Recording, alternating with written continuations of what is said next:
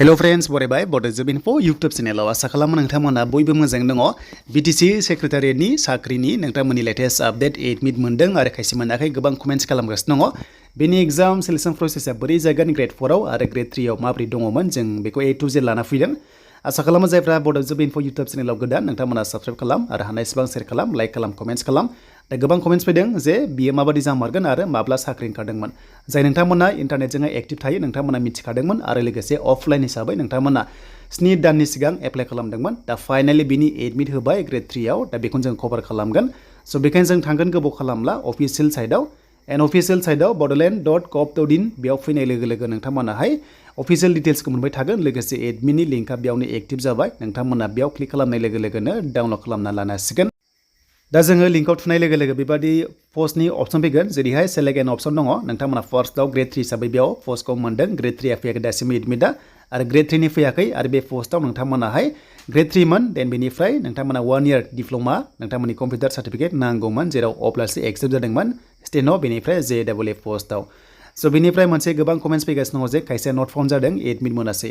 जानो हागौ नोंथांमोना फर्म फिलआप खालामनायाव मिस्टेक खालामबाय मानोना अभार खायसेया हेन्ड राइटिं खालामदों बा क्रस खालामदों एन्ड बेनिफ्राय खायसेया IPO दानायाव मिस्टेक खालामदों जानांगौ बा खायसेया चालान दानायाव मिस्टेक खालामदों जानांगौ बेखायनो खायसे एडमिट मोनासै जानांगौ।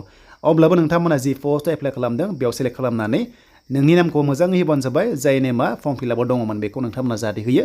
स' नोंनि नाम बेनिफ्राय मोजां लिरनानै स्पेस होनानै टाइटेलखौ होदो। टाइटेलनि उनावहाय नोंथांमोना जेबो स्पेस दोननाङा डाइरेक्ट नोंथांमोनाहाय सार्च खालाम होमबासो मोनगोन। जुदि नोंनि नाम होसे होनानै टाइटेल होनानै स्पेस होबावोबा एडमिटआ फैनाय नङा। स' बेखायनो जेरै नाम नोंथांमोना होनानै जाहाथे सार्चआव लाङो। दा जों एग्जाम्पल महरै जों बेयाव मोनसे डिसकास खालामगोन जे हमना ला Bodo Gr.4 स' नोंथांमोना Bodo Gr.4 होनानै स्पेस होनाङा होमबाथाय फैनाय नङा। जास्ट Bodo Gr.4 होनानै जास्ट नोंथांमोना नायबानो जाबाय एबा नोंनि नामखौ होनानै जाहाथे नायो। दा जों बे एग्जाम्पल जोङो डाइरेक्ट टाइटेलखौ लिरनोसै जास्ट बेयाव आङो बर' लिरबाय। दा जोङो बर' लिरनानै जों बेयाव सार्च खालामसै। दा जों टाइटेलखौ होनाय लोगो लोगो गोबां रोखोमनि केन्डिडेट बेयाव ओंखारगोन। नोंथांमोना गाव गावनि नामखौ होनानै जाहाथे बेखौ मोजां नायो एन्ड बेनिफ्राय एडमिटखौ नोंथांमोनाहाय डाउनलड खालामनानै लायो। स' बे जाबाय नोंथांमोना बुजिबाय। देन बेनिफ्राय एडमिट मोनासैबा सानदो नोंथांमोनाहाय गासिबो अके दंमोन नाथाय एडमिट मोनासै अब्ला नोंथांमोना रेजेक्ट जाबाय। स' बेनिफ्राय रेजेक्टनि जाहोना बेनो आं दहाय होननाय बायदि नोंथांमोननि माखासे मिस्टेक जादों जानांगौ जायनि जाउनावहाय एडमिट मोनासै। स' बेनिफ्राय दानिया सिलेक्शन प्रसेसआ माबोरै जामारगोन Gr.3 आव एन्ड बेनिफ्राय Gr.4 आव जों दानिया बेखौ नायफिनसै। दा Gr.4 होनोबा नोंथांमोननिया एडमिट दासिमबो होनाय जायाखै आरो जेब्ला हमना ला 17 डिसेम्बराव सानसेसा दङ नोंथांमोननि भाइभा टेस्ट लानायनि मानोना अनलि Gr.4 आव भाइभा टेस्टल' जागोन जेबो एग्जाम गैया। भाइभा टेस्टआव पास जानाय लोगो लोगो नोंथांमोननि साख्रि। दा नोंथांमोना मिथिगौ जे 10 डिसेम्बराव Gr.3 एग्जाम जागोन। Gr.3 आ जोबनाय लोगो लोगो नोंथांमोनाहाय नेक्स्ट उइक सानडेआव एबा 17 डिसेम्बराव नोंथांमोननि भाइभा टेस्ट जानायनि चान्सआ दङ। अब्ला थाबैनो एडमिटआ रिलिज जासिगोन Gr.4 आवबो जायफ्रानोखि सर्टलिस्ट जागोन बिथांमोनखौसो भाइभा टेस्ट होनो लिंहरगोन।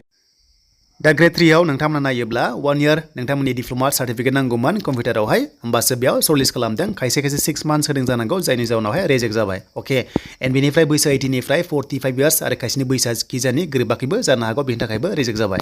देन बेनिफ्राय स्टेन' नोंथांमोनाथ' मिथिखागौ डिप्ल'मा नांगौ। नोंथांमोननि माखासे डिप्ल'मा दङ 80 वर्ड्स पार मिनिट नोंथांमोनाहाय सर्ट एन्ड टेस्टखौ नोंथांमोनखौ लानाय जागोन जेब्ला एग्जाम पास जायो। दा Gr.3 नि सिलेक्शन प्रसेस जाबाय फार्स्टआव नोंथांमोननि एग्जाम बेनिफ्राय स्किल टेस्ट दङ एबा भाइभा टेस्ट दङ।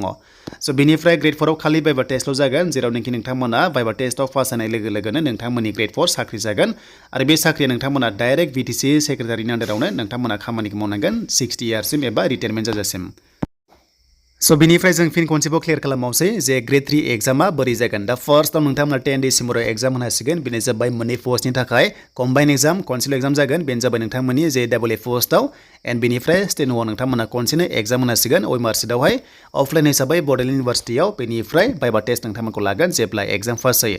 नाथाय Gr.4 आव खालि भाइभा टेस्ट नोंथांमोनखौ लागोन। दा बेनोमोन माखासे डिटेल्स भिडिअ नोंथांमोना मिथिबाय Gr.3 आव एग्जाम बेनिफ्राय नोंथांमोननि पार्सनेल इन्टारभिउ एबा भाइभा टेस्ट।